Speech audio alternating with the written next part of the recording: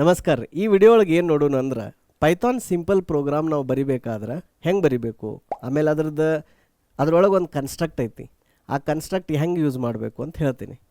ಇದು simple program ರೀ. ಇದ್ರೊಳಗೆ ಏನಂದ್ರೆ ನಾವು ಬರೀ ಪ್ರಿಂಟ್ ಮಾಡತ್ತೇವೆ. ಏನಂತ ಪ್ರಿಂಟ್ ಮಾಡತ್ತೇವೆ? ನಮಸ್ಕಾರ ಕರ್ನಾಟಕ ಅಂತ ಪ್ರಿಂಟ್ ಮಾಡತ್ತೇವೆ. ಆದ್ರೆ ಪೈಥಾನ್ದೊಳಗೆ ಮೇನ್ ಫಂಕ್ಷನ್ ಅಂತಿಲ್ಲ. ನೀವು ಬೇರೆ ಜಾವಾ C++ ಎಲ್ಲದ್ರೊಳಗೂ ಏನಿರುತ್ತೆ, ಫಸ್ಟ್ ಮೇನ್ ಅಂತ ಇರುತ್ತೆ. ಮೇನ್ ಫಂಕ್ಷನ್ ಏನಂದ್ರೆ ನೀವು ಯಾವಾಗ ನಿಮ್ಮ ಸಾಫ್ಟ್ವೇರ್ ಡೆವಲಪ್ ಮಾಡಿ ಅದನ್ನು ಯಾವಾಗ ಕಂಪೈಲ್ ಮಾಡಿ ಅದರದ್ದೊಂದು ಎಕ್ಸಿಕ್ಯೂಟೇಬಲ್ ರೆಡಿ ಮಾಡ್ತೀರಲ್ಲ, ಅದನ್ನು ರನ್ ಮಾಡಿದಾಗ ಅದು ಎಲ್ಲಿಂದ ಎಕ್ಸಿಕ್ಯೂಷನ್ ಶುರು ಮಾಡಬೇಕು ಅದನ್ನು ಹೇಳೋ ಸಂಬಂಧ ಮೇನ್ ಫಂಕ್ಷನ್ ಇರುತ್ತೆ.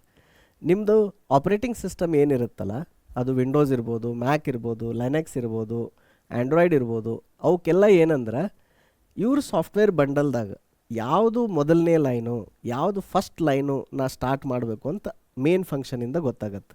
ಮೇನ್ ಫಂಕ್ಷನ್ ಹೆಂಗೆ ಅಂದರೆ, ನಿಮ್ಮ ಬುಕ್ ಇರುತ್ತಲ್ಲ, ನಿಮ್ಮ ಬುಕ್ ಒಳಗೆ ನಿಮ್ಮದು ಫಸ್ಟ್ ಲೈನ್ ಏನಿರ್ತೈತಿ, ನಿಮ್ಮದು ಫಸ್ಟ್ ಪೇಜ್ ಒಳಗೆ ಫಸ್ಟ್ ಲೈನ್ ಏನಿರ್ತೈತಿ, ಆ ಥರ ಇದ್ದಂಗೆ ಅಲ್ಲಿಂದನ CPU ಏನು ಮಾಡುತ್ತೆ, ಎಕ್ಸಿಕ್ಯೂಷನ್ ಶುರು ಮಾಡುತ್ತೆ. ಆದ್ರೆ ಪೈಥಾನ್ ಒಂದು ಸ್ಕ್ರಿಪ್ಟಿಂಗ್ ಲ್ಯಾಂಗ್ವೇಜ್. ಈ ಸ್ಕ್ರಿಪ್ಟಿಂಗ್ ಲ್ಯಾಂಗ್ವೇಜ್ ಒಳಗೆ ನೀವು ಎನಿ ಫೈಲ್ ಡೈರೆಕ್ಟಾಗಿ ಎಕ್ಸಿಕ್ಯೂಟ್ ಮಾಡ್ಬೋದು, ಎನಿ ಫಂಕ್ಷನ್ ನೀವು ಡೈರೆಕ್ಟಾಗಿ ಕಾಲ್ ಮಾಡ್ಬೋದು. ಅದರಿಂದ ಏನಂದರೆ ಇಲ್ಲಿ ನಿಮಗೆ ಅಲ್ಲಿ ಮೇನ್ ಅಂತಿಲ್ಲ. ಆದ್ರೆ ಕೋಡನ್ನು ನಾವು ಬೇರೆ ಬೇರೆ ಫೈಲ್ ಒಳಗೆ ಬರೆದಿರ್ಬೋದು. ಆ ಬರೆದಾಗ ಅದನ್ನು ಎಲ್ಲ ಕೂಡೇನೂ ನಾವು ಒಟ್ಟಿಗೆ ಯೂಸ್ ಮಾಡ್ಬೋದು. ಹಂಗಿದ್ದಾಗ ಯಾವ ಕೋಡು ಫಂಕ್ಷನ್ ಒಳಗೆ ಐತಲ್ಲ ಅದನ್ನು ಅಷ್ಟೇ ನೀವು ರೀಯೂಸ್ ಮಾಡ್ಬೇಕಂತೀರಿ. ಇದ್ರ ಬಗ್ಗೆ ವಿಸ್ತಾರವಾಗಿ ನಾವು ಮುಂದಿನ ವಿಡಿಯೋ ಒಳಗೆ ಹೇಳ್ತೇನೆ.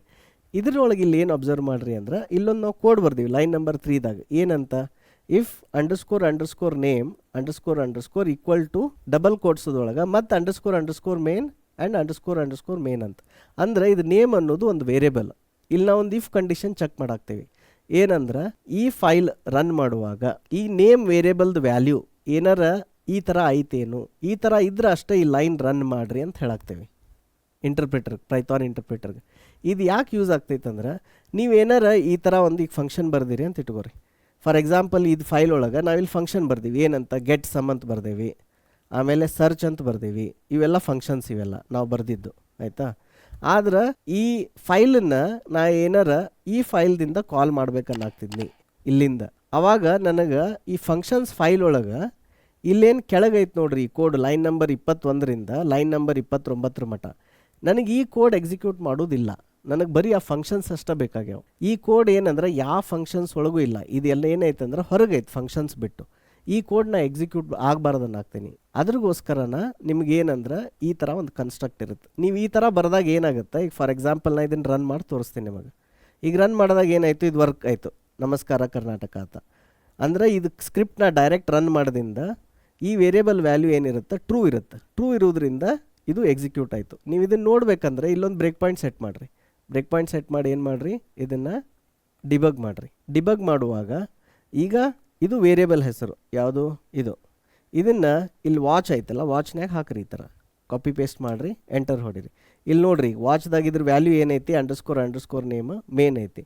So this condition is true. ಈ ಕಂಡೀಷನ್ ಟ್ರೂ ಆದಾಗ ಇದ್ರ ಕೆಳಗಿರುವಂಥ ಕೋಡು ಎಕ್ಸಿಕ್ಯೂಟ್ ಆಗುತ್ತೆ. ಇದ್ರದ್ದು ಇನ್ನೊಂದು ರೀತಿಯಿಂದನೂ ನೀವು ಎಕ್ಸಿಕ್ಯೂಟ್ ಮಾಡ್ಬೋದು, ಅದನ್ನು ತೋರಿಸ್ತೀನಿ.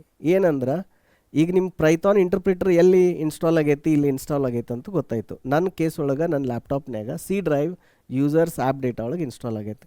ಸೊ ಏನು ಮಾಡಿರಿ, ಈ ಪಾತನ್ನು ಸೆಲೆಕ್ಟ್ ಮಾಡಿ ಕಾಪಿ ಮಾಡ್ಕೊರಿ, Ctrl+C. ಆಮೇಲೆ ಕಮಾಂಡ್ ಪ್ರಾಂಪ್ಟಿಗೆ ಹೋಗ್ರಿ. ಕಮಾಂಡ್ ಪ್ರಾಂಪ್ಟ್ ಒಳಗೆ CD ಚೇಂಜ್ ಡೈರೆಕ್ಟ್ರಿ ಮಾಡಿ ರೈಟ್ ಕ್ಲಿಕ್ ಮೌಸ್ ಮಾಡಿದ್ರಿ ಅಂದ್ರೆ ಆ ಪಾತ್ ಪೇಸ್ಟ್ ಆಗುತ್ತೆ. ಎಂಟರ್ ಮಾಡಿರಿ. ಇಲ್ಲೀಗ ಪೈಥಾನ್ ಇಂಟರ್ಪ್ರಿಟರ್ ಅದ್ರ ಹೆಸರೇನು, python.exe ಇದು ಬರೋದು. ಈಗ ನಿಮ್ದೇನು ಫೈಲ್ ಇತ್ತಲ್ಲ ಆ ಫೈಲ್ ಪಾತ್ ಕಾಪಿ ಮಾಡಿರಿ. ಅದನ್ನ ಹೆಂಗೆ ಮಾಡ್ಬೋದು ಅಂದರೆ, ಇಲ್ಲಿ ಫೈಲ್ ಹೆಸರು ಮ್ಯಾಗ ರೈಟ್ ಕ್ಲಿಕ್ ಮಾಡಿ ಕಾಪಿ ಪಾತ್ ಅಂತ ಕ್ಲಿಕ್ ಮಾಡಿರಿ ಬಟನ್.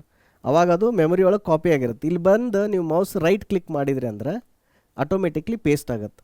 ಸೊ ಇದನ್ನ ಈಗ ರನ್ ಮಾಡಿರಿ. ಈಗ ನೋಡಿರಿ, ನಮಸ್ಕಾರ ಕರ್ನಾಟಕ ಅಂತ ಬಂತು.